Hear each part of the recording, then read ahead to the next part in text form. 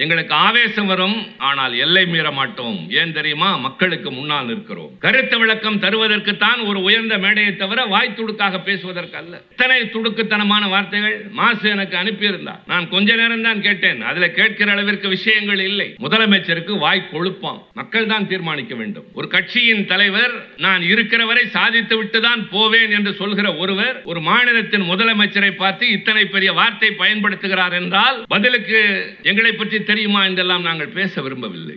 மக்களின் ஆதரவோடு ஆட்சி நடத்துவதற்கும், ஆட்சி இல்லை என்று சொன்னால் இந்த நாட்டில் மக்களை பாதுகாப்பதற்கும் இயக்கம் நடத்துகிறவர்கள் நாங்கள். கண்ணியம் காக்க வேண்டும். அதிலும் பொது மேடைக்கு வருகிறோம் என்றால் எங்களுக்கு இன்னும் பொறுப்புணர்ச்சி அதிகம் தேவை. அதனாலே விளக்கம் சொல்லுகின்ற நிலையிலே கூட வேதனை என்னவென்றால், அறிவாலயத்தின் கல்லை உருவோம். இதற்கா அரசியல் கட்சியின் தலைவர்? இதற்காகவா நீங்கள் இருக்கிறீர்கள்? உங்கள் ஆட்சியின் சாதனைகளை சொல்லுங்கள். நாங்கள் தமிழ்நாட்டின் வேதனையை சொன்னோம், நாடாளுமன்றத்திலும் சொன்னோம். இங்க என்ன திருமுச்சந்தியிலே வந்து கூட்டம் போட்டா பேசினோம்? அவர்களுடைய கட்சி தலைவர்கள் இருக்கிற இடத்திலேயே நின்று பேசிவிட்டு நாங்கள் இங்கே வந்திருக்கின்றோம். நேற்றைக்கு முன்தினம் நாடாளுமன்றத்தில் நடந்ததை நீங்கள் பல்வேறு சமூக வலைதளங்களில் பார்த்திருப்பீர்கள், தொலைக்காட்சியிலும் பார்த்திருப்பீர்கள். நிதிநிலை தொடர்பாக கேள்வி கேட்கிற போது நிதியமைச்சர் எப்படி பதில் உரைத்தார் என்று நான் கேட்ட நிதானமான பொறுமையான கேள்வியையும் பார்த்திருப்பீர்கள். அந்த அம்மையார் பதில் சொன்ன விதத்தையும் பார்த்திருப்பீர்கள். இதையும் உங்கள் தீர்ப்பிற்கே நான் விட்டு விடுகிறேன். 2 தினங்களுக்கு முன்னால் நாட்டை ஆண்டு கொண்டிருக்கின்ற அகில இந்திய கட்சியின்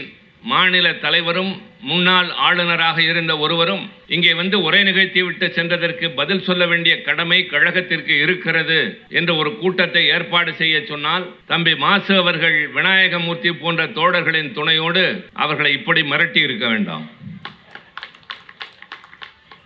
அதுவும் குறிப்பாக ஒரு சட்டமன்ற தொகுதியிலிருந்து மட்டும்தான் இத்தனை திரளான கூட்டம் என்றால் வந்து பார்க்கட்டும்.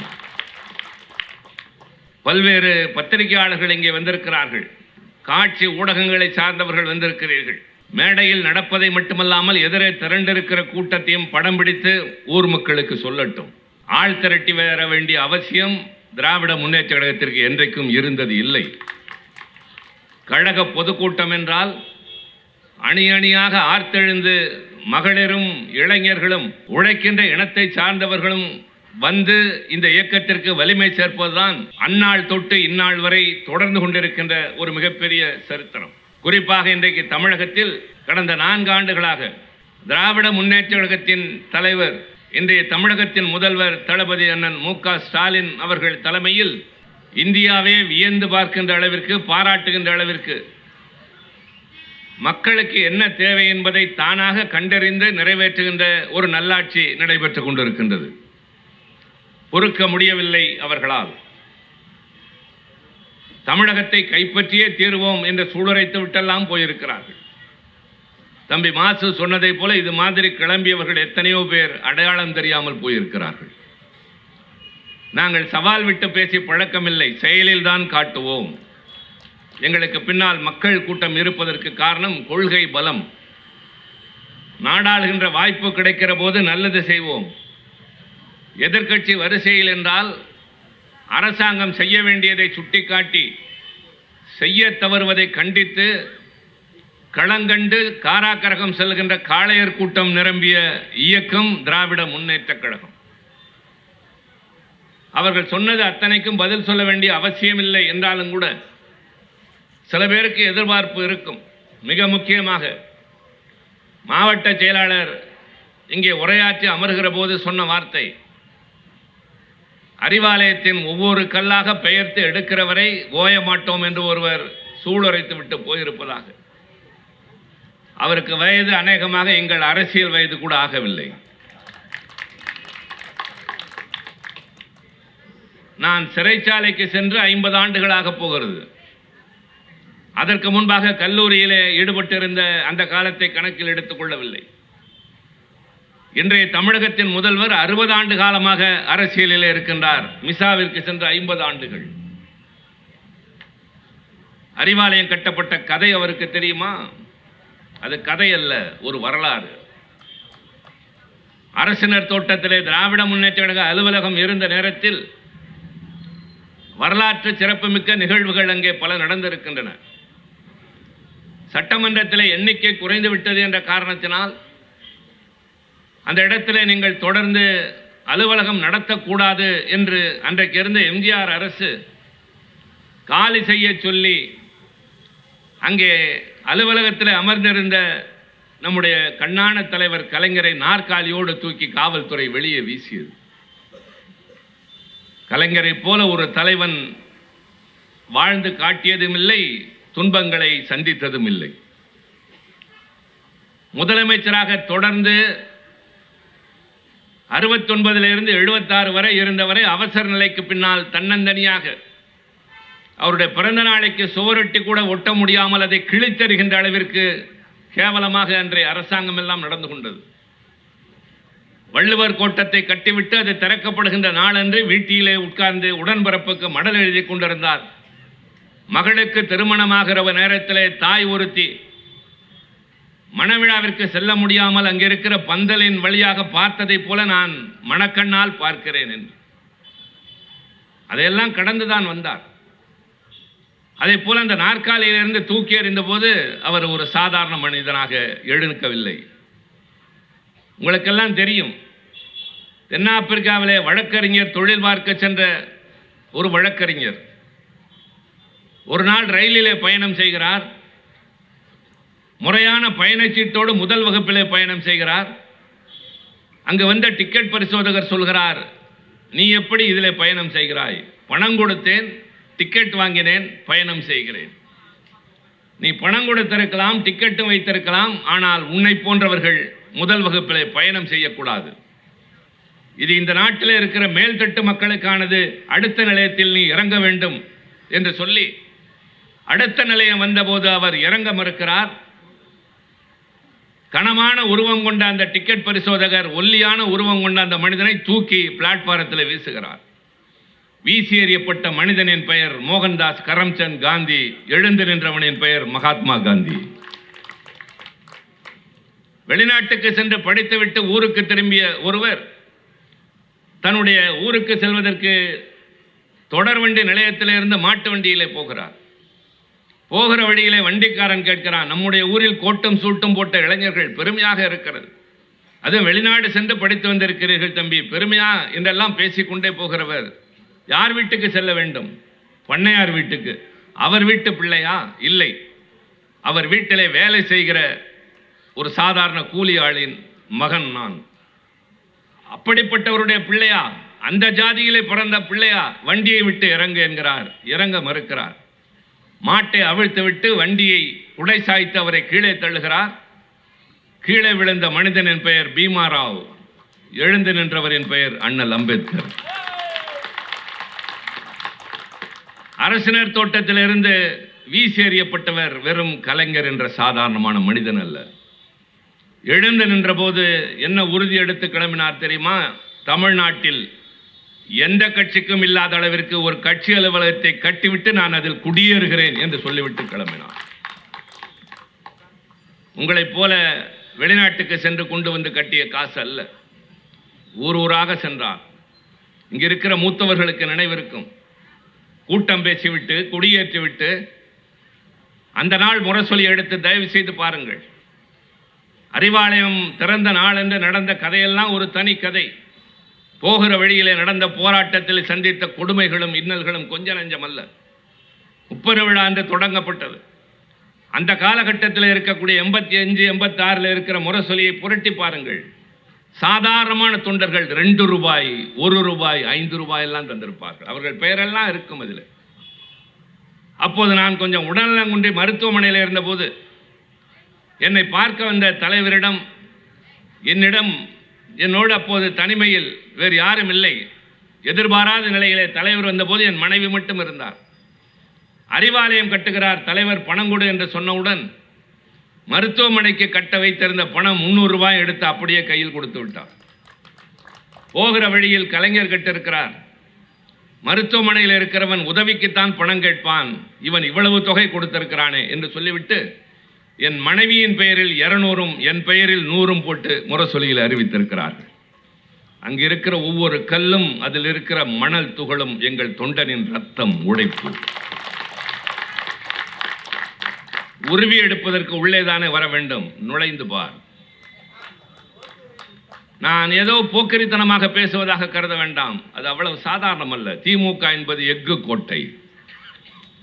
இதில் துப்பாக்கியால் சுட்டால் கூட அது பட்டாணி குண்டுகளாக தெரித்து விழுமே தவிர உள்ளே நுழையாது.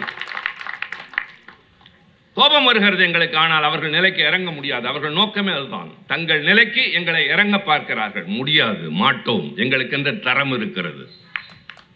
நான் நிற்கிற மேடை எத்தனை பாரம்பரியம் உள்ள மேடை. தமிழ்நாட்டில் இன்றைக்கு நல்ல தமிழ் நடமாடுகிறது என்றால் அதற்கு காரணமான அறிஞர் அண்ணா உருவாக்கிய மேடை இந்த மேடை.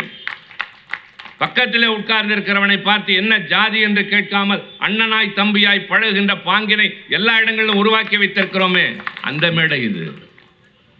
டெல்லியிலே வருகின்ற நாடாளுமன்ற உறுப்பினர்களின் பெயருக்கு பின்னால் சர்மா இருக்கும், சிங் இருக்கும், யாதவ் இருக்கும், முகர்ஜி, சட்டர்ஜி, பானர்ஜி என்பார்கள்.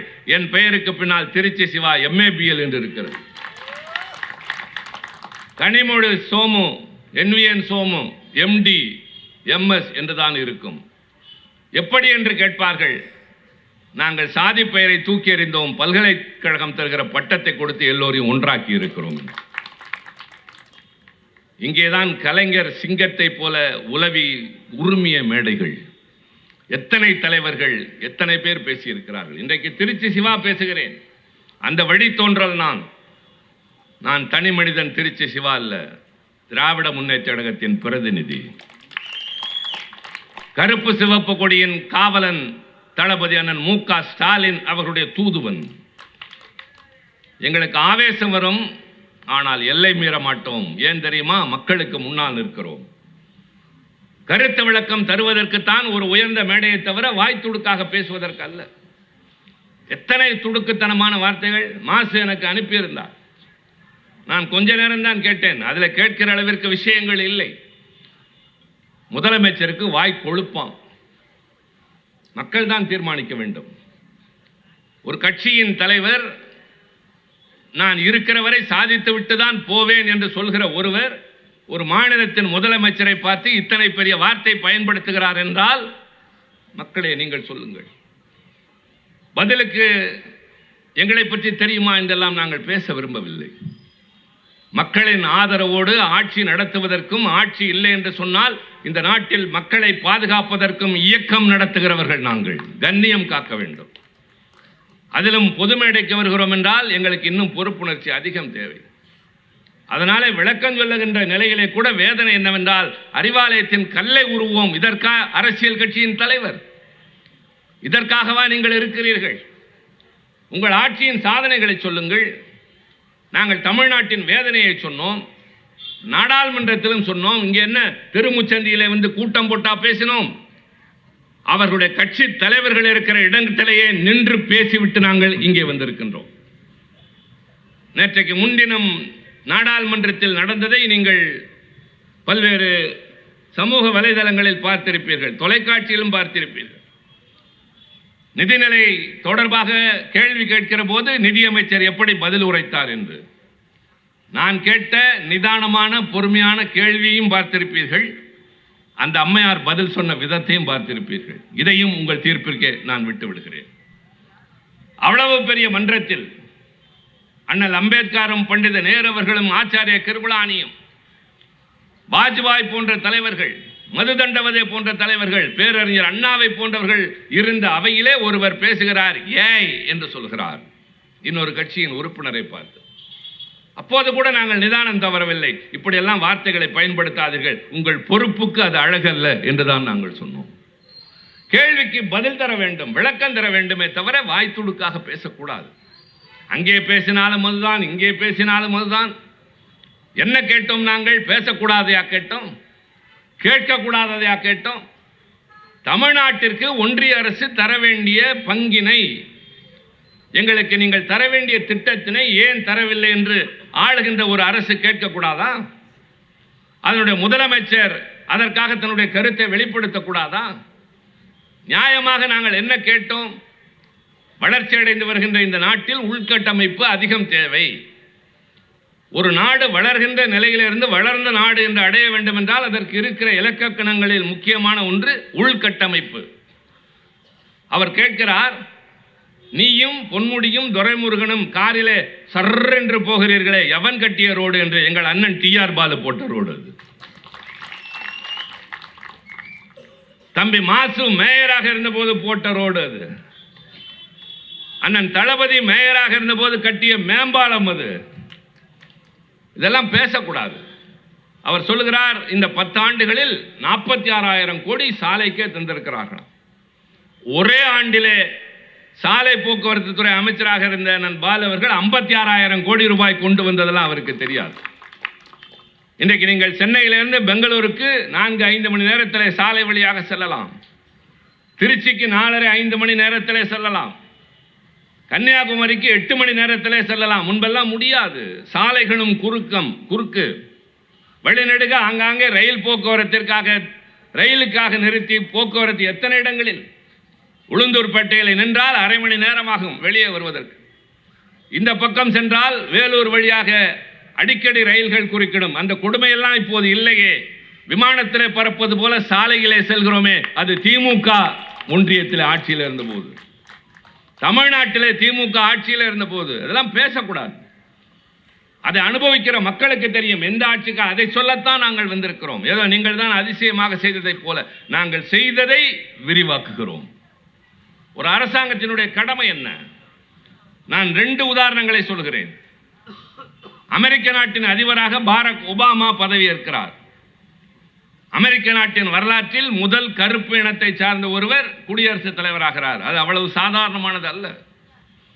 அறிஞர் அண்ணா அவர்கள் வெள்ளை மாளிகையில் என்று தம்பிக்கு எழுதிய கடிதங்களில் ஒன்றில் ஒரு மிக முக்கியமாக 2-3 தொடராக எழுதியிருப்பார். அமெரிக்காவிலே கருப்பர் இனத்தை சார்ந்தவர்கள் உயர்ந்த இடத்திற்கு வர முடியாது. அந்த கற்பனையில் அவர் எழுதியிருப்பார்.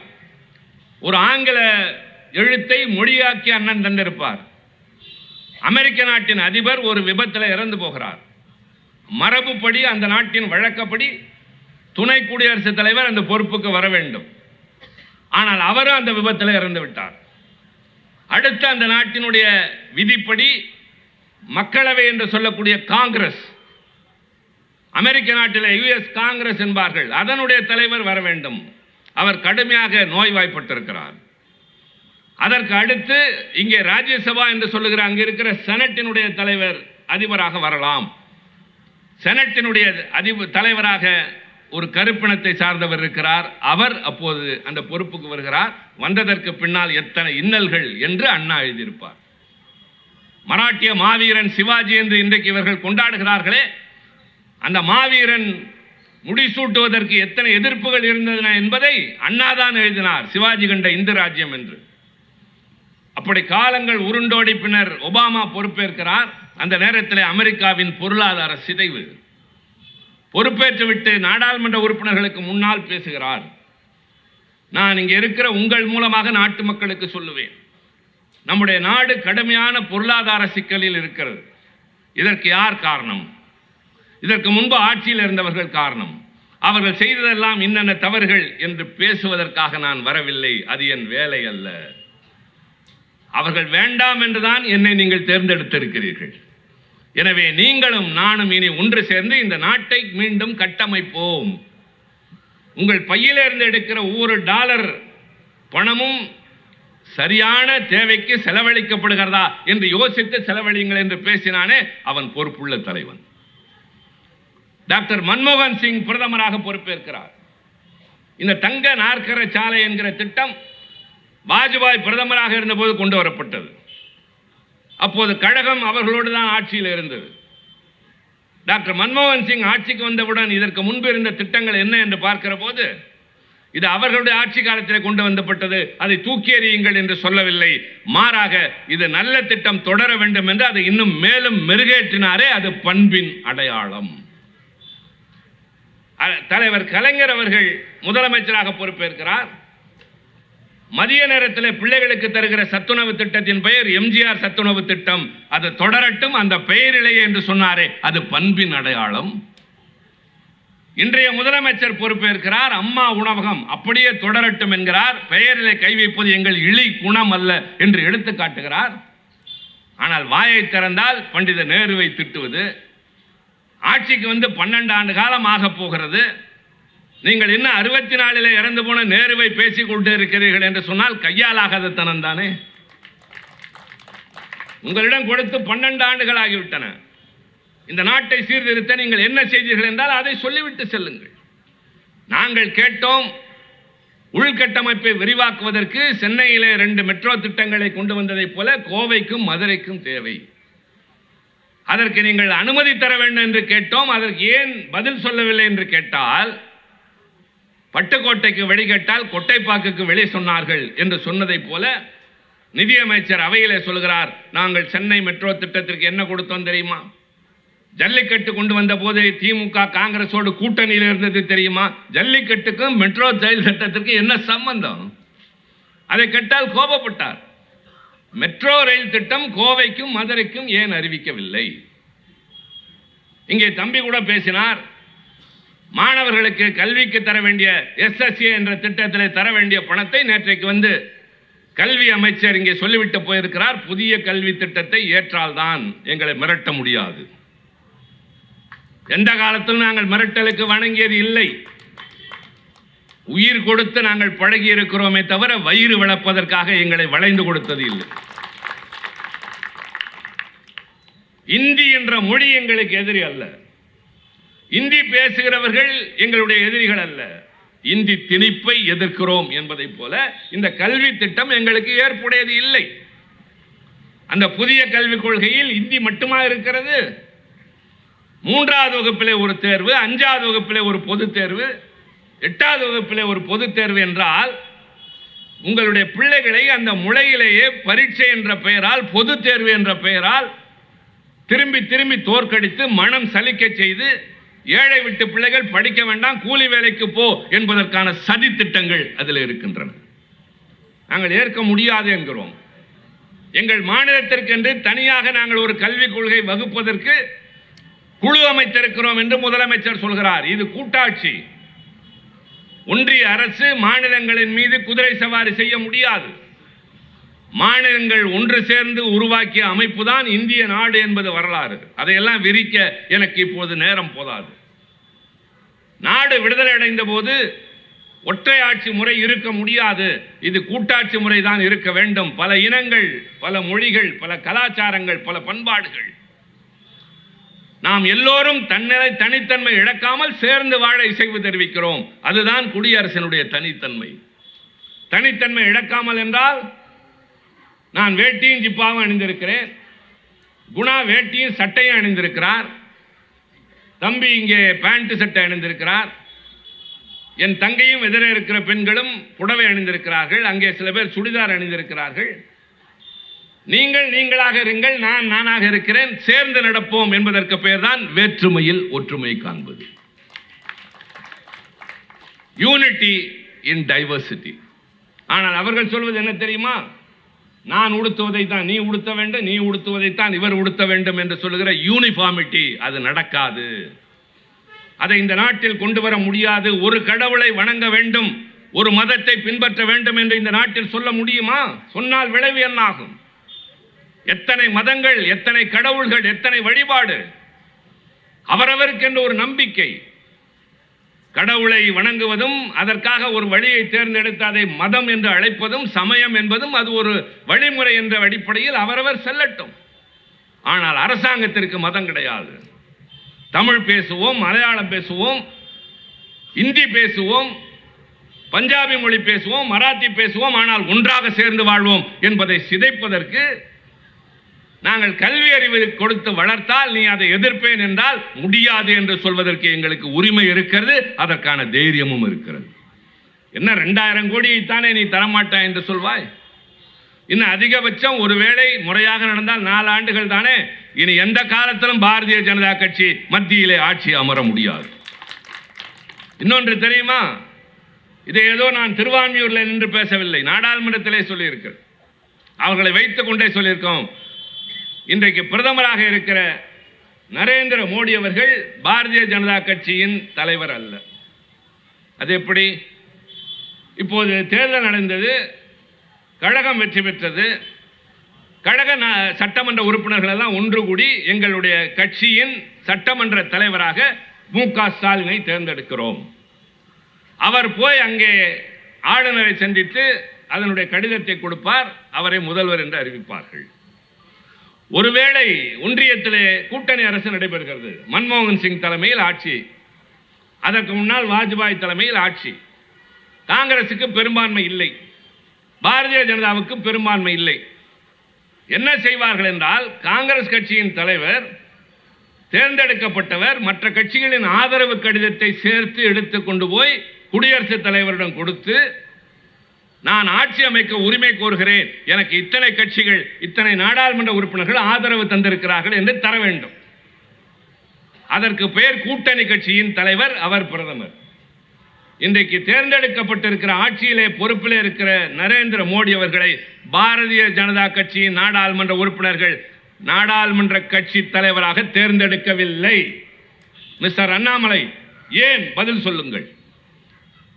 நீங்கள் IPS தேர்ச்சி பெற்று விட்டீர்கள், நான் IAS எழுதிவிட்டு எனக்கு அரசியல் தான் முக்கியம் என்று வந்திருக்கிறவன். எனக்கு கருப்பு சிவப்பு கொடிதான் பிரதானம் என்று தெரிந்தது. நான் அதை இழந்தேன் என்று வருந்தியதில்லை. IAS அதிகாரியாக மாறி இருந்தால் பெற்றிருக்கக்கூடிய மரியாதை விட இன்றைக்கு நான் அதிக மரியாதையோடு பலம் வருகின்றேன். நாடாளுமன்ற உறுப்பினர் என்பதால் அல்ல, திமுகவின் கொள்கை பரப்பு செயலாளர், என் கட்சியின் வலிமை மிக்க சொற்பொழிவாளர்கள் வரிசையின் கொள்கை பரப்பு செயலாளர். அந்த பதவியிலிருந்து நம்முடைய கழக தலைவர் கூட என்னுடைய நூல்களை வெளியிடுகிற நேரத்தில் சொன்னார், நீங்கள் IAS ஆக இருந்தால் என்றைக்காவது ஓய்வு பெற்றிருக்க வேண்டும், இதில் உங்களுக்கு ஓய்வு என்பதே கிடையாது, தொடர்ந்து பணியாற்றுங்கள் என்றுதானே சொன்னார். எனவே பேசுகிறார், கொஞ்சம் பின்னணியோடு பேசட்டும், வந்து சொல்லுங்களேன். உங்கள் கட்சி நாடாளுமன்ற உறுப்பினர்கள் சேர்ந்து எங்கள் கட்சி நாடாளுமன்ற குழுவின் தலைவர் இவர் என்று நரேந்திர மோடியை தேர்ந்தெடுத்தீர்களா? நோ. இவர்கள் வெறுத்து வேண்டாம் என்று ஒதுக்கிய மைய மண்டபத்தில் கூட்டணி கட்சி தலைவர்கள் எல்லாம் ஒன்று சேர்ந்து சந்திரபாபு நாயுடு தலைமையிலான தெலுங்கு தேசம், பீகாரில் நிதிஷ் தலைமையில் இருக்கிற அந்த ஐக்கிய ஜனதா தளம், இன்னும் சில கட்சிகள், பிஜேபி எல்லாம் ஒன்று சேர்ந்து தேசிய ஜனநாயக கூட்டணியின் தலைவர் அவர் என்று அதைத்தான் கொண்டு போய் கொடுத்தார்கள். So this is not BJP government, this is NDA government. அதனால ஏதோ எங்க ஆட்சி என்று எங்கள்கிட்ட எல்லாம் வந்து பகட்டு காட்டக்கூடாது. ஏன் நீங்கள் அவர்கள் தேர்ந்தெடுக்கவில்லை? அதுக்கு உங்களுக்குள்ள 1000 காரணம் இருக்கு, எங்களுக்கு அது அவசியம் இல்லை.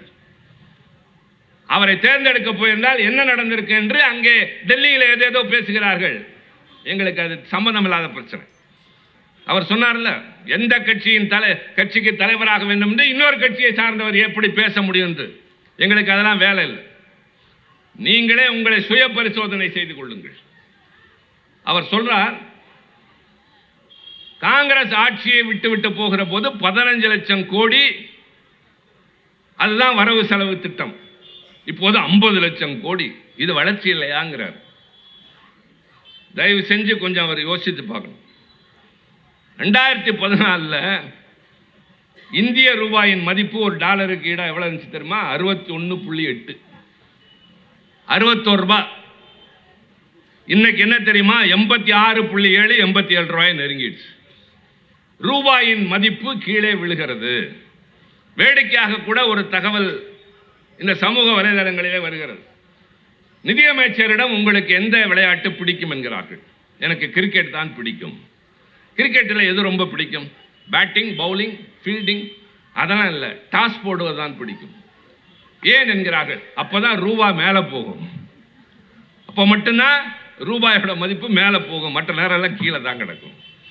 இந்திய ரூபாயின் மதிப்பு உலக அளவில் வீழ்ந்து கிடக்கிறது என்றால் என்ன கொடுமை தெரியுமா? நீங்க இறக்குமதி செய்யப்படுகிற பொருளுக்கெல்லாம் அதிக விலை கொடுக்கிற மாதிரி வரும், ஏற்றுமதி செய்கிற போது அதற்கு நிறைய பிரச்சனை வரும். ஒவ்வொரு பொருளுக்கும் உலக நாடுகள் அளவிலே போகிற போது நம்முடைய பணத்தினுடைய வீழ்ச்சி என்பது இது நடக்கும். இப்படிப்பட்ட ஒரு நிலைமை 2014 வேலையில்லா திண்டாட்டம் எத்தனை தெரியுமா? நான் சில புள்ளி விவரங்களை சொல்ல வேண்டிய கட்டாயத்திற்கு ஆளாக்கப்பட்டிருக்கேன். 5.4%. 100 பேர்னா 5.4 அப்படி வச்சுக்கோங்க. இன்னைக்கு எவ்வளவு தெரியுமா? 8.3. என்ன 15 லட்சம் 50 லட்சம் அது ஒரு பொருட்டே அல்ல. பணத்தினுடைய மதிப்பு குறைந்து விட்டது. நீங்கள் ஒரு காலத்திலே திருவான்மியூரிலே ஒரு பிளாட் ஒரு கிரவுண்ட் விலை எவ்வளவு, இன்னைக்கு எவ்வளவு சொல்லுங்க? சிம்பிளா சாதாரணமான விஷயம். ஒரு 10 ஆண்டுகளுக்கு முன்னால் திருவான்மியூரில் ஒரு கிரவுண்ட் விலை என்ன, இன்னைக்கு ஒரு கிரவுண்ட் விலை என்ன? அப்ப அன்னைக்கு 15 லட்சம் கோடி, இன்னைக்கு 50 லட்சம் கோடினா அதை விட பல மடங்கு சந்தையில் பொருட்களின் விலை கூடி இருக்கிறது. பொருட்களின் விலையை கட்டுப்படுத்த உங்களால் முடியவில்லை. நான் திரும்பி அங்க வரேன். நான் அங்கிருந்து சிலவர் முதல்ல நாங்க சொன்ன குற்றச்சாட்டு, நாங்க கேட்ட மெட்ரோ திட்டத்தை நீங்கள் அறிவிக்கவில்லை. எஸ்எஸ்ஏ திட்டத்தின் கீழ் பள்ளிக்கூடங்களுக்கு தர வேண்டிய பணத்தை தரவில்லை. 100 நாள் வேலை திட்டத்திற்கு அதெல்லாம் மத்திய ஒன்றிய அரசு மாநில அரசு சேர்ந்து செய்ய வேண்டியது. நான் மேடைக்காக மட்டுமல்ல, கொஞ்சம் வசதிக்காக அதை பயன்படுத்துகிறேன். சென்ட்ரலி ஸ்பான்சர்டு ஸ்கீம்ஸ், ஒன்றிய அரசால் உதவி செய்யப்பட்டு நடத்தப்படுகின்ற திட்டங்கள், சென்ட்ரலி ஸ்பான்சர்டு ஸ்கீம்ஸ். எவ்வளவு? முதல்ல 75-25 இருந்தது. இப்போ ஒரு திட்டத்தை செயல்படுத்துறாங்கன்னா 60 விழுக்காடு அவங்க தருவாங்க, நாங்க 40 விழுக்காடு தரோம். இப்ப இந்த 100 நாள் வேலை திட்டம் என்றால் அது ஒன்றிய அரசினுடைய திட்டம். அது காங்கிரஸ் ஆட்சி காலத்தில் தான் கொண்டு வந்தது. அவங்க 60 விழுக்காடு தரணும், நாங்க 40 விழுக்காடு தரணும். நாங்கள் செலவழிக்க வேண்டிய 40ஐயும் செலவழிச்சிட்டோம். ஆனால் அவர்கள் தர வேண்டிய 60ஐ இன்னும் தரவில்லை. ஏன் தரலன்னு கேட்டா அது தப்பா? அதுக்கு போய் வாய் கொழுப்பா? நீங்க தான் சொல்லணும். மக்கள் கேட்டுக்கிட்டு இருக்கிறவங்கல்ல, நியாயம் சொல்லுங்கள் என்பதற்காக நான் கேட்கிறேன். அப்புறம் பிரதமர் வீடு கட்டி கொடுத்தார். பிரதமர் வீடு கட்டி தரல, அவருடைய பெயரால் அது திட்டம். Prime minister PMAY Awas Yojana. ஆவாஸ்னா வீடு போட்டிருக்கு, யோஜனா என்ன எங்களுக்கெல்லாம் வல்லது. 25 வருஷம் ஆக இன்னும் ஒன்றும் எட்டலை. நிறைய தடுமாறுறாங்க. எல்லா திட்டங்களுக்கும் பேர் இந்தி. அது கூட பரவாயில்ல, நாடாளுமன்றத்தில் எங்க நுழைஞ்சாலும் இந்தியிலே சான்ஸ்கிரிட்ல எழுதி வச்சிருக்காங்க. இதெல்லாம் மாற்றணும். அதுக்காக வேண்டியாவது இந்த ஆட்சி மாறி மீண்டும் இந்தியாவில் இந்த மாதிரி அநியாயங்கள்லாம் தொலையணும். உங்க கையில தான் இருக்கு. அதெல்லாம் அந்த பிரதம மந்திரி வீடு கட்டும் திட்டத்தில் அவர் பேசியிருக்கிறார். நாங்க எத்தனை வீடு கட்டி கொடுத்தோம் தெரியுமா? அதுவும் பார்த்தீங்கன்னா ஒன்றிய அரசு 60 விழுக்காடு, தமிழ்நாடு அரசு மாநில அரசு எந்த அரசா இருந்தாலும் 40 விழுக்காடு. நாங்க செலவழிச்சுட்டா அவங்க தரல. இதைவிட கொடுமை, சென்ற ஆண்டு நிதிநிலை அறிக்கையில் அந்த வீடு கட்டும் திட்டத்திற்கு அவர்கள் ஒதுக்கீடு செய்த பணம் என்பது 50 லட்சம். நல்லா கவனிங்க, 50 லட்சம் கோடி வச்சுக்கோங்க. 50,000 கோடின்னு வச்சுக்கோங்க, மன்னிக்கணும் 50,000 கோடி. ஆனா எவ்வளவு செலவழிச்சாங்க தெரியுமா? 21,000 கோடி.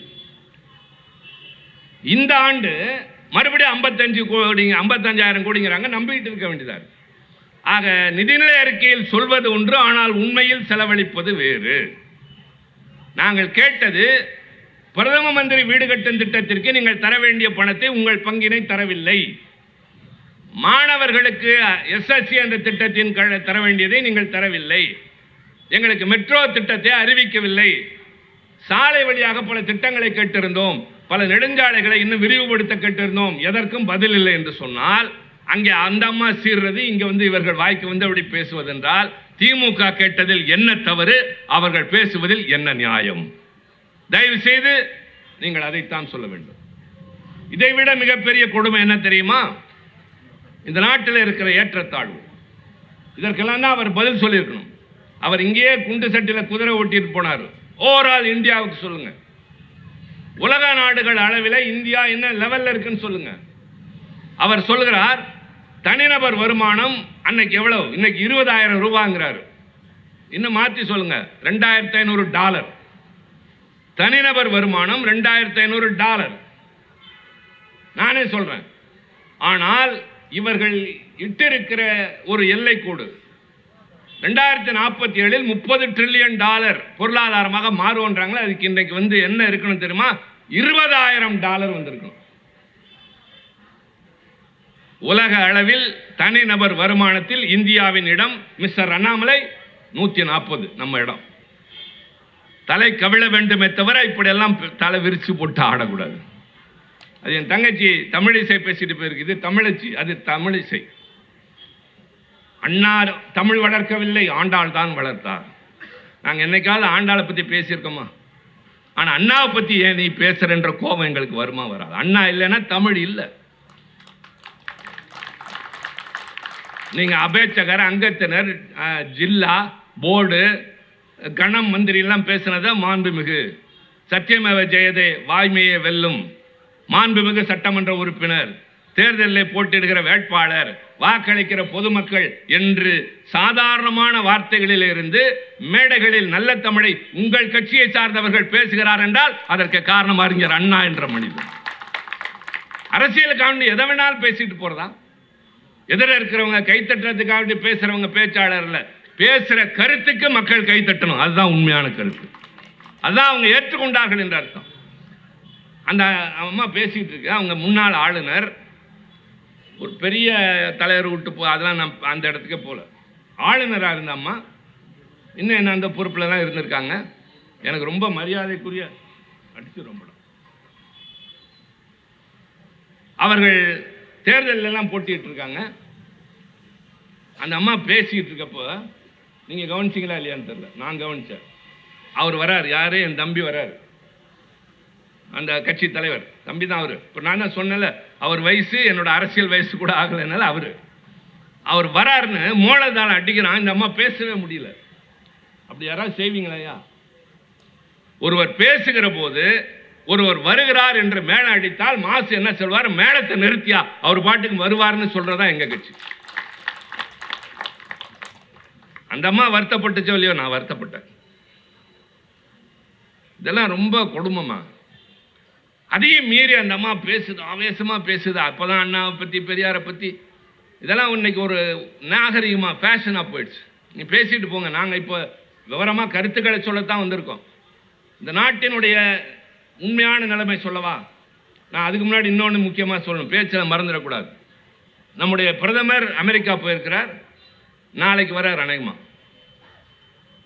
அமெரிக்க அதிபராக மீண்டும் தேர்ந்தெடுக்கப்பட்டிருக்கிற டொனால்ட் ட்ரம்ப் ஆட்சி பொறுப்பேற்ற ஒரே மாத காலத்திற்குள் சந்தித்த 4வது நாட்டின் தலைவர். ரொம்ப அவசரமாக போய் பார்த்தார்.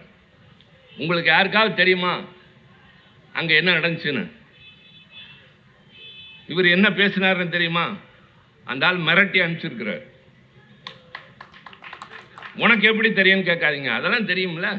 அப்புறம் திமுக என்ன ஒயிட் ஹவுஸில் பேசினா எங்களுக்கு தெரியாதா? அந்த ஆள் சொல்லியிருக்கிறாரு, உங்களுக்கு எங்களுக்கு நிறைய வர்த்தகம் இருக்கு, நம்முடைய இருக்கக்கூடிய அந்த ஏற்றுமதி இறக்குமதி அப்படிங்கிறது சற்றேறக்குறைய 14 லட்சம் கோடிக்கு போயிட்டு இருக்கு. நீங்க ஏற்றுமதி அதிகம் பண்றீங்க, இறக்குமதியை கொஞ்சமா பண்றீங்க. இனிமேல் இந்த ஏற்றுமதியும் இறக்குமதியும் ஒன்றா இருந்தால் தான் உங்களோட நான் சரியான வர்த்தகம் பண்ணுவேன், இல்லைன்னா இதை குறைத்து விடுவேன், இல்லாட்டி நீங்கள் அனுப்புகிற பொருளுக்கெல்லாம் நான் 100% டேக்ஸ் போடுவேன் அப்படின்னு சொல்லியிருக்கேன். அது மட்டும் இல்லை, நான் கேட்குறேன் இன்னொன்று, நம்முடைய பிரதமர் போனார்ல, ஒன்று கேட்டிருக்கணும். நீங்களுக்கெல்லாம் இந்த வலைதளங்களில் ரொம்ப பழக்கம் இருக்குது, அடிக்கடி சில தகவல்கள் திரும்ப திரும்ப வருது. நிறைய பேருக்கு தெரிஞ்சிருக்கும், சில தாய்மார்களுக்கு தெரிந்திருக்க வாய்ப்பில்லை. அண்ணா ரோம் நாட்டுக்கு போனார். ரோம் நாட்டுக்கு போனப்ப ஒரு சம்பிரதாயமாக போய் போப்பாண்டவரை சந்திக்கிறாரு. போப்பாண்டவரை சந்திக்க சென்றது ஒரு மத தலைவர் என்பதை கடந்து மரியாதை நிமித்தமாக. இப்போ கும்பமேளாவை பற்றி தம்பி சொன்னார், அது சிலருடைய நம்பிக்கை, நாங்கள் அதில் குறுக்கிடவில்லை. ஆனால் பண்டித நேரு பிரதமராக இருந்தபோது கும்பமேளாவில் இதே மாதிரி நிறைய பேர் மிதிப்பட்டு செத்துட்டாங்க. அப்போ பிரதமர் போனார். எதற்கு போனார் தெரியுமா? அவர்களுக்கு ஆறுதல் வழங்கவும் நிவாரணம் தேடவும் போனாரே தவிர குளிக்க போகவில்லை. அண்ணா எழுதுவாரு, தம்பி நேரு கும்பமேளாவுக்கு சென்றார், ஆனால் குளிக்க போகவில்லை. இப்போ மோடி போனாரு, முக்கு போட்டு வரத்துக்கு போனாரு. இன்னும் யாரோ போறாங்க, போயிட்டு வரட்டும். அது மாதிரி ஒரு கட்சியின் தலைவர் என்பதை கடந்து ஒரு நாட்டின் பெரிய பொறுப்பில் எல்லோரையும் ஒன்றாக கருத வேண்டியவர்கள். அப்படி அண்ணா போப்பாண்டவரை பார்க்க போகிறார். அவர் ரொம்ப, இப்போ நான் போனால் கூட நான் தலாய் லாமாவை பார்த்துட்டு தான் வரேன். I am not a Buddhist. ஆனால் அவருடைய மேலே இருக்கிற மரியாதை, அவருக்கு இருக்கிற தனித்தன்மைகள். அண்ணா போய் போப்பாண்டவரை பாசித்த போது மண்டி போட்டு எனக்கு ஆசீர்வாதம் வழங்குங்கன்னு சொல்ல, ஐயா உங்களை பார்த்து ரொம்ப நான் பணிவோட ஒரு விண்ணப்பத்திற்காக வந்திருக்கிறேன். அப்போ போப்பாண்டவர் சொல்றார், நான் உங்களை பற்றி கேள்விப்பட்டிருக்கிறேன், நான் என்ன செய்ய வேண்டும் சொல்லுங்கள். அதுக்கு அண்ணா சொல்றாங்க, இந்த நாடு அடிமைப்பட்டு இருந்த போது ஒவ்வொரு பகுதியும் ஒவ்வொரு வருடம் இருந்தது. இப்போ இந்த பகுதியெல்லாம் பிரிட்டிஷார்கிட்ட, பாண்டிச்சேரி பிரெஞ்சு கிட்ட, அது மாதிரி கோவாங்கிற பகுதி போர்ச்சுகீஸ்ல, சில பகுதி டச்சுக்காரங்கள்ட்ட. அப்படி போராடிய நேரத்தில் கோவாவில் ரானடே என்ற ஒரு வீரன் போர்ச்சுகீசிய நாட்டால் கைது செய்யப்பட்டு இன்னமும் அந்த நாட்டு சிறையில் வாடிக்கொண்டிருக்கிறான். நாடு விடுதலையடைந்து 15 ஆண்டுகளுக்கு மேலாகிவிட்டது, ஆனால் இன்னமும் அவர் விடுதலையாகவில்லை. உங்கள் செல்வாக்கை போர்ச்சுகீசிய நாட்டுக்கு பயன்படுத்தி ரானடேயை தயவு செய்து விடுதலை செய்யுங்கள் அப்படின்னு அண்ணா கேட்கிறார். அண்ணாவுக்கும் ரானடேக்கும் என்ன சம்பந்தம், தமிழ்நாட்டுக்கும் கோவாவுக்கும் என்ன சம்பந்தம் என்பதை விட மனிதாபிமானத்தோடு ஒரு பெரிய தலைவன் இன்னொரு விடுதலை வீரனுக்காக குரல் கொடுக்கிறார். ரொம்ப பெரிய மனசு உங்களுக்கு என்று போப்பாண்டவர் பாராட்டிவிட்டு ரானடேக்கு செல்வாக்கெல்லாம் பயன்படுத்தி கொஞ்ச நாள் ஆகிறது, சில மரபுகள். அவர் விடுதலை ஆகி வந்தவுடன் முதல்ல செய்த காரியம், திமுக தலைவர் அண்ணாதுரை எங்கு இருக்கிறார், நான் அவரை பார்க்க வேண்டும், அவரால் தான் நான் விடுதலை ஆனேன் என்ற புற கூட்டிட்டு போய் கடற்கரையில் காட்டுறாங்க. அதுக்குள்ள அண்ணா மறைஞ்சிட்டாங்க. அப்போ போய் அந்த கடற்கரையில் கண்ணீர் வெடித்து விட்டு சொன்னான், எத்தனையோ ஆண்டு காலம் நான் சிறையில் இருந்தேன், என்னை விடுவிக்க யாருமே வரவில்லை, நீங்கள் தான் வந்தீர்கள், உங்களை காண வேண்டும் என்று வந்தேன், கடற்கரையிலே இப்படி கண்ணுறங்குகிறீர்களே. இது ஒரு கட்சி தலைவர் போப்பாண்டவரை சந்தித்து ஒரு விடுதலை வீரனை கேட்க சொன்னது. நாங்கள் நாடாளுமன்றத்தில் சொன்னோம், நாங்கள் எதிர்பார்த்தோம். டொனால்ட் ட்ரம்பை நரேந்திர மோடி அவர்கள் சந்தித்த போது இந்தியாவிலிருந்து கொஞ்சம் சட்டவிரோதமாக அமெரிக்காவிலே குடியிருந்து அங்கிருந்து நாடு கடத்தப்படுகிறவர்களை நீங்க அனுப்பிச்சிங்க, எங்களுக்கு அதில் தவறில்லை, எங்களுக்கு அதில் ஒன்றும் கருத்து வேறுபாடு இல்லை. ஆனால் கையில விலங்கு போட்டு காலில் சங்கிலி போட்டு ஏன் அனுப்புனீங்கன்னு கேட்டாரா? Mister Modi, as the Prime Minister of India, did you ask Mr. Donald Trump why you ill-treated our people னு கேட்டீங்களா? நீங்க தான் சொல்லணும். கேட்கணுமா வேண்டாமா? திருப்பி அனுப்புங்க. கையிலையும் காலையும் சங்கிலி போட்டு விடுதலை போராட்ட காலத்தில் அந்தமான் சிறையில் இருந்தவனை போல 40 மணி நேரம் ஒரு விமானப்படையினுடைய சரக்கு விமானத்தில் ஒரு கழிவறை வச்சு சோறு தண்ணிக்கு வழி இல்லாமல் கொண்டாந்து இறக்கி விட்டுருக்காங்க. நீங்க போய் அவங்களோட விளையாண்டு வரீங்கன்னாக்கா வாட் டஸ் இட் மீன்? என்ன சொல்லியிருக்கணும் தெரியுமா? நீ எப்படி அனுப்பிச்சேன்னு கூட கேட்க முடியாது, ஏன்னா அது ஒன்று, எனக்கு அது என்ன வேணாலும் பேசும் அங்கே இருக்கிறது. அவர் இன்னும் நல்லா சொல்லியிருக்காரு, I have many difference of, எனக்குள்ள நிறைய பேருக்கு நிறைய அவர்கிட்ட கருத்து வேறுபாடு உண்டு. India is a tax terrorist கண்ட்ரின்னு சொல்லியிருக்கிறார். வரி தீவிரவாத நாடு இந்தியான்னு ட்ரம்ப் வந்து சொல்லியிருக்கிறார். ஐயாக்கிட்டையும் சொல்லியிருக்கார், இவங்க தலைவர்கிட்ட.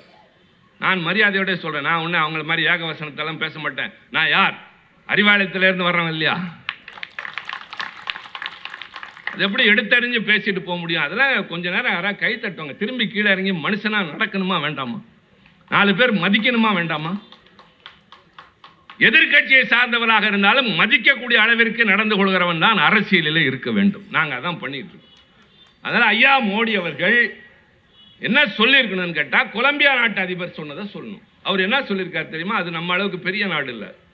மிஸ்டர் ட்ரம்ப், நீங்கள் அப்படி போனவங்களை அனுப்புங்க, நான் என்னோட விமானத்தை அனுப்புகிறேன், அதில் அனுப்புங்க, கௌரவமாக அனுப்பி ஆளன்னு. Did you tell that?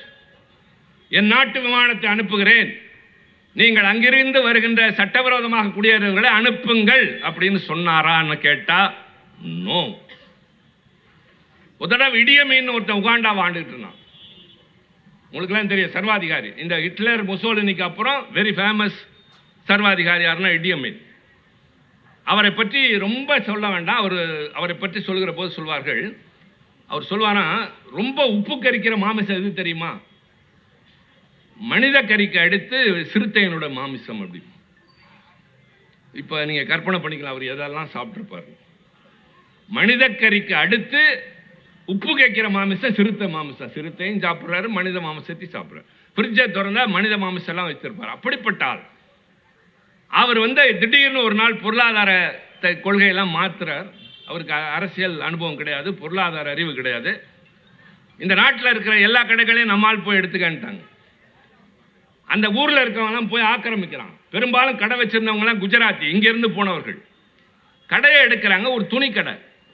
துணியோட விலை அவர்களுக்கு தெரியல. அதுக்கு பதிலாக என்ன செய்கிறாங்க, இந்த சட்டோட அளவு இருக்கு பாருங்க, அதுதான் விலைன்னு சொல்லி வித்துக்கிட்டு இருக்காங்க. அப்போ அந்த வியாபாரமே நசிச்சு போகுது பாருங்க. அப்போ இந்த குஜராத்திகள் பதைத்து போய் குரல் கொடுத்த போது இங்கே பிரதமராக இருந்தவர் மொரார்ஜி தேசாய் என்ன பண்ணார் தெரியுமா? வெயிட் மிஸ்டர் இடியமின்னு ஒரு சர்வாதிகாரிகிட்ட சொல்லிட்டு இங்கிருந்து விமானங்களை அனுப்பி அத்தனை குஜராத்தியும் பத்திரமா தூக்கிட்டு வந்தார். அவர் பிரதமர். அதுக்கு 2 காரணம், அவரும் குஜராத்தி, இவரும் குஜராத்தி. ப்ளீஸ்.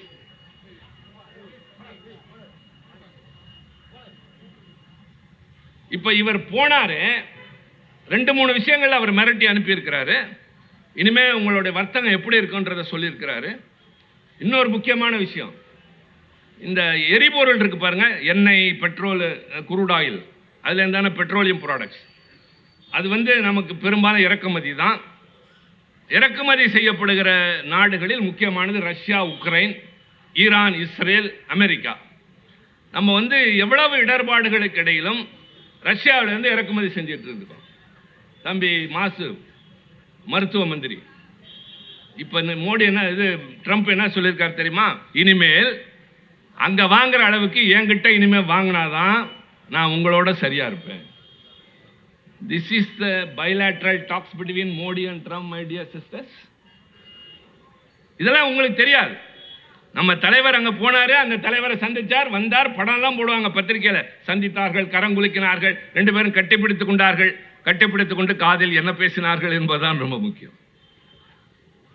உலக நாடுகள் எல்லாத்தையும் தன் கட்டுப்பாட்டில் கொண்டு வர வேண்டும் ட்ரம்ப் முயற்சி செய்கிறார். கனடாவை என்னோட சேர்த்துக்குவேன், ஒரு மாநிலமா, அது ஒரு தனி நாடு, சேர்த்துக்குவார்.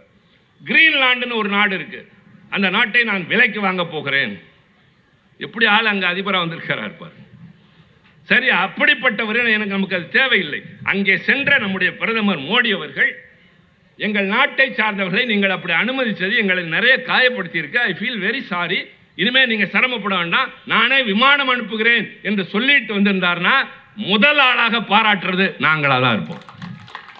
நீங்க எந்த கட்சியை சார்ந்தவராக இருக்கலாம், என் நாட்டின் பிரதமர் இந்த நாட்டு மக்களினுடைய கண்ணியத்தை காப்பாற்ற அங்கே போய் பேசிவிட்டு வந்தார் அப்படின்னு சொல்லியிருப்போம். ஆனா சொல்லல. It's a failure. அதெல்லாம் தான் தம்பி பேசியிருக்கணும். நாங்கள் போய் என்ன சாதிச்சுட்டு வந்தோம் அப்படின்னு. நான் இன்னொன்று சொல்கிறேன், அதெல்லாம் தான் உங்களுக்கு ரொம்ப அதிர்ச்சியாக இருக்கணும், தெரிஞ்சுக்கணும். இந்த தாய்மார்களாக இருக்கட்டும், மற்றவங்களாக இருக்கட்டும், நம்முடைய நாட்டினுடைய பொருளாதார நிலை என்ன தெரியுமா? அவங்க சொல்லவே மாட்டாங்க. நான் முதல்ல அந்த பர்சன்டேஜை சொல்லிடுறேன், அப்புறம் விளக்கம் சொல்கிறேன். 1 விழுக்காடு மக்களிடம் 40 விழுக்காடு வளமெல்லாம் இருக்கு. 23 விழுக்காடு வருமானம் 1 விழுக்காடு மக்கள்கிட்ட இருக்கு. 50 விழுக்காடு மக்களிடம் 6% மட்டும்தான் வளம் இருக்கு, 15% தான் வருமானம் இருக்கு. இப்ப மாத்தி சொல்றேன். ஒரே ஒரு ஆள்கிட்ட இந்த பகுதியில் இருக்கிற 40 பங்கு சொத்தெல்லாம் இருக்கு. 100 ரூபாயில ஒரே ஒரு ஆள்கிட்ட 25 ரூபா இருக்கு. 50 பேர்கிட்ட 6.5 ரூபா இருக்கு. ஆளுக்கு 15 காசு. அதுதான் நம்ம சோகால்டு ஏழை எளிய நடுத்தர வர்க்கம். ஒரு ஆளுக்கு 15 காசு, ஒரு ஆள்கிட்ட 40 காசு, 40 ரூபா. இந்த ஏற்றத்தாழ்வை போக்க நீங்க என்ன செய்தீர்கள்? இப்ப அந்த அம்மா ஒரு இன்கம் டாக்ஸ் லேப் அதெல்லாம் அவங்க பேசல, யாருமே பேசல. அதையும் பேசியிருக்கிறார். 12 லட்சம் வரைக்கும் வரி விலக்கு தந்திருக்கிறோம். சரி, 12 லட்சம் வரைக்கும் வரி விலக்கு. 13 லட்சம் ஒருத்தன் சம்பாதிச்சான்னு வச்சுங்க, அப்ப என்ன வரி தெரியுமா? 75,000 ரூபாய். இந்த 1 லட்சத்துக்கு 75,000 ரூபாய் கட்டணும். சரி, இந்த 12 லட்சத்தை நீங்கள் ஆதரிக்கலையானா ஆதரிக்கிறோம். முதல்ல ஆதரிக்கிறோம்னு சொன்ன அறிவாளிகளே இவங்கலாம். ஏன்னா அது புரிஞ்சுக்கிட்டு நடுத்தர வர்க்கத்தின் பிரதிநிதி பெண்குலம் அல்லவா, அதனால அதுல பயன்படுறவங்க எத்தனை பேர்னு அந்த அம்மாட்ட கிட்ட பதிலே இல்லை தெரியுமா? வருமான வரி கட்டுகிறவர்கள் எத்தனை பேர், அதுல இதுல பயன்பெறுகிறவர்கள் எத்தனை பேர்னா only 1 crore people. 140 கோடி மக்கள் இருக்கிற இந்த நாட்டில் இந்த வரிச்சலுகையின் மூலமாக பயன்பெறுகிறவர்கள் வெறும் 1 கோடி பேர். மீதி 139 கோடி பேருக்கு நீங்க என்னம்மா செஞ்சிருக்கீங்க? கேட்க மாட்டோமா? இன்னும் 100 நாள் வேலை திட்டத்துக்கு காசை கூட்டி கொடுங்க, இன்னும் 4 நாள் வேலை கொடுங்கன்னு கேட்கிற ஜனங்க வாழுகிற நாடு இந்த நாடு. இன்னொரு கேள்விப்பட்டிருப்பீங்க, பிபிஎல். பிபிஎல்னா வறுமை கோட்டுக்கு கீழே வாழ்பவர்கள். ரேஷன் கடையெல்லாம் அப்படிதான், வறுமை கோட்டுக்கு மேலே கீழே அப்படின்லாம் அரிசி கொடுத்தாங்க. தமிழ்நாட்டில் தான் கலைஞர் முதலா, இப்போ நான் உதாரணத்துக்கு சொல்றேன், இதெல்லாம் தான் நீங்க தெரிஞ்சுக்கணும். தமிழ்நாட்டுக்கும் மற்ற மாநிலத்துக்கும் வேற்றுமைனா, ஆந்திராவுக்கு போனீங்கன்னா வறுமை கோட்டுக்கு மேலே வாழ்கிறவர்களுக்கு அரிசி விலை ரேஷன் கடையில் 12.5 ரூபா, வறுமை கோட்டுக்கு கீழே வாழ்கிறவர்களுக்கு 4.5 ரூபா. ஆனா தமிழ்நாட்டில் கலைஞர் இருந்தப்ப என்ன பண்ணார் தெரியுமா? கோடு இல்ல, ஒண்ணுமே இல்ல, எல்லாருக்கும் 1 கிலோ 3 ரன் கொடுத்த முதல் தலைவர் கலைஞர் தான். சரி, இந்த வறுமை கோட்டுக்கு ஒரு அளவுகோல் வேணும் இல்லையா? இப்ப நடுத்தர வர்க்கம்னா அதுக்கு ஒரு அளவுகோல் வேணும். இப்ப நாங்க பெரிய பொருளாதாரத்தை அவங்க பேசுனதுனால சில விஷயங்களை அங்க நாங்க விரிவா பேசியிருக்கோம், பேசுவோம். வறுமை கோட்டுனா என்ன, யார் அந்த லிமிட்டுக்குள்ள வருவாங்க அப்படின்னா, நகர்ப்புறத்தில் வாழ்கிறவர்கள் ஒரு நாளைக்கு 37 ரூபா சம்பாதிச்சா அவங்க வறுமை கோட்டுக்குள்ள வாழ்றவங்க. கிராமப்புறத்தில் வாழ்றவங்க 27 ரூபா சம்பாதிச்சா வறுமை கோட்டுக்கு கீழே வாழ்றவங்க. இப்போ ஒரு சின்ன கணக்கு போடுங்க, 37 × 3 எவ்வளவு? 1110 ரூபா. 1110 ரூபா ஒரு மாசத்துக்கு ஒருவர் சம்பாதிச்சா அவர் வறுமை கோட்டுக்கு கீழே நகரத்தில் வாழ்றவர். மனுஷன் வாழ முடியுமா? ஒரு மனிதன் கிராமத்தில் 800 சொச்ச ரூபா வாங்கினாதான் வறுமை கோட்டுக்கு கீழே வாழ்கிறவர்கள். இது ஒரு குறியீடு, அரசாங்கம் தான் வச்சிருக்கு. இன்னொரு குறியீடு, பொருளாதாரத்தில் நலிந்த பிரிவினருக்கு இடஒதுக்கீடு. அது எல்லா ஜாதிக்கும் உண்டு. என்ன இடஒதுக்கீடு? நலிந்த பிரிவினர் அப்படின்னா யார் அந்த கேட்டகரி கீழே வருவாங்க தெரியுமா? 8 லட்சம் ரூபாய் ஒரு வருடத்திற்கு வருமானம் குறைந்தவர்கள். 8 லட்சம் ரூபாய்னா ஒரு மாசத்துக்கு 75,000 ரூபாய். அவ்வளவுதானா அப்படின்னு கேட்டா இல்ல.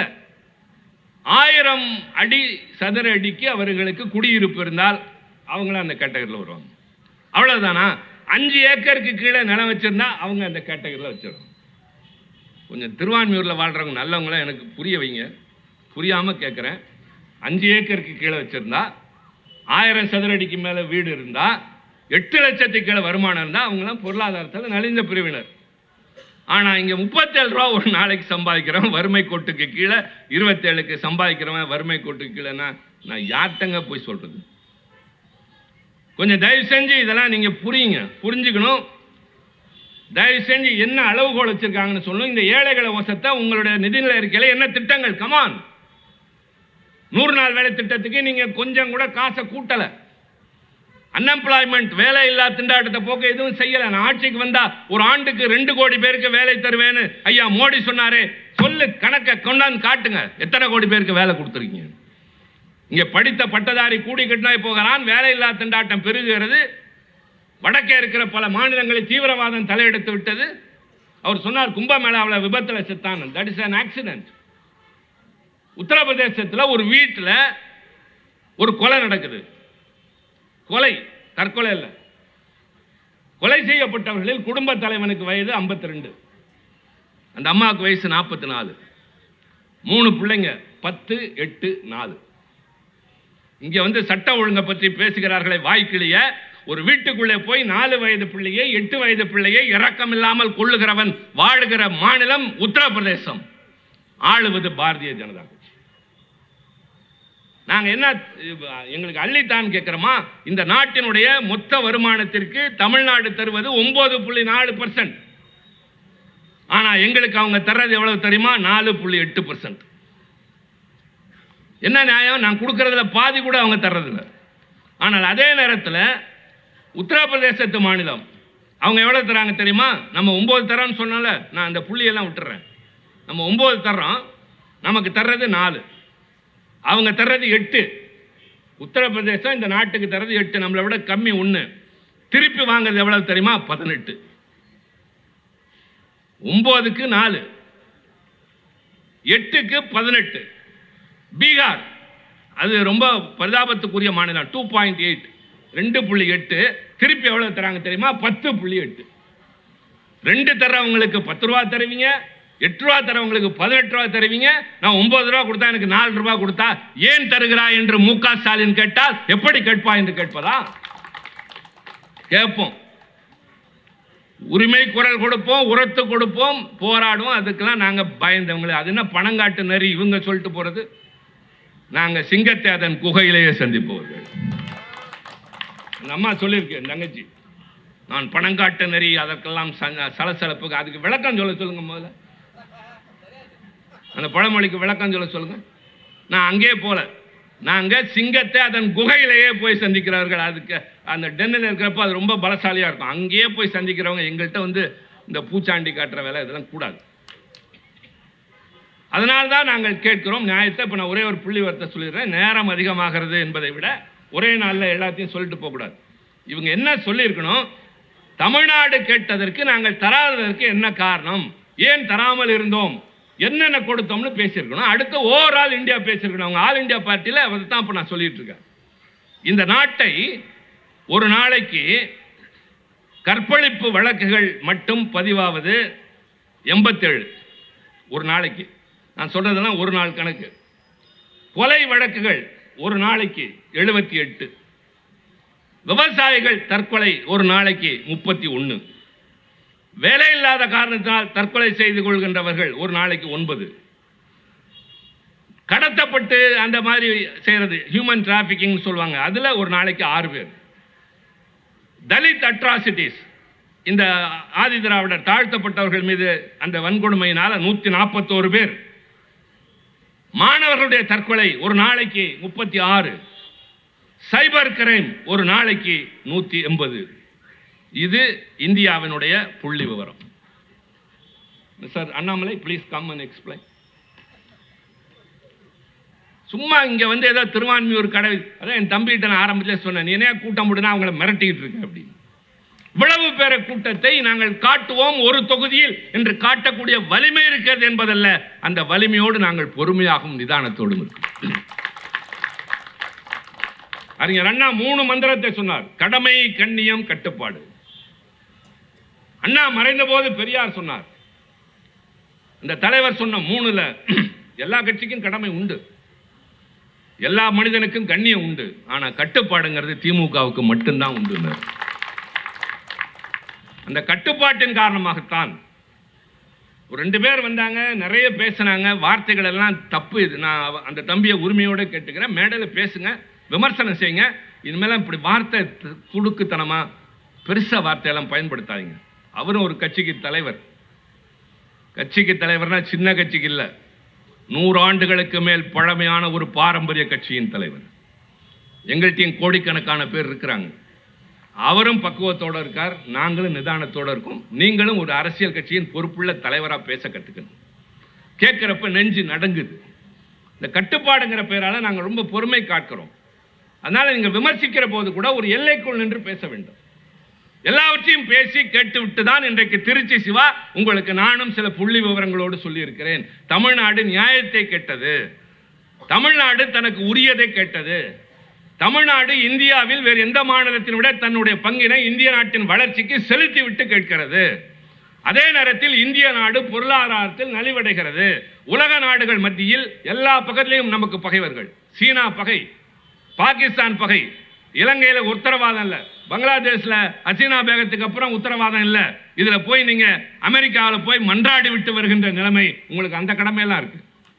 இந்த நாட்டின் பொருளாதாரத்தை உயர்த்தணும், வேலையில்லா திண்டாட்டத்தை போக்கணும், விலைவாசியை கட்டுப்படுத்தணும், சராசரி மனிதனின் வருமானத்திற்கு உட்பட்ட விலைவாசி இருக்கணும், முதல்ல வருமானத்திற்கு உத்தரவாதம் இருக்கணும். இதெல்லாம் தருவதற்கு தான் அரசாங்கம்.